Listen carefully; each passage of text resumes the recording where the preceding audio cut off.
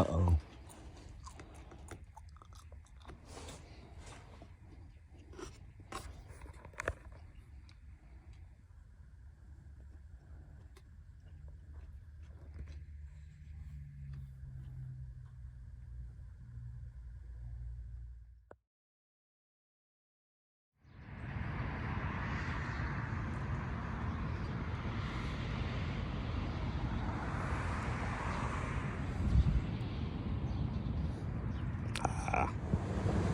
Had to take the big section out so I can get out and cut this piece right here so this is safe.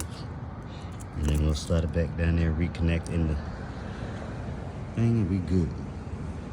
What is that?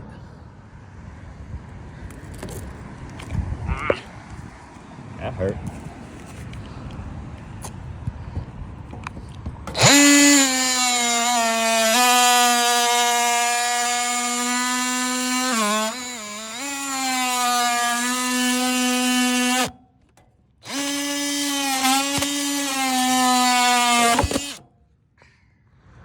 Got that bad boy cut out.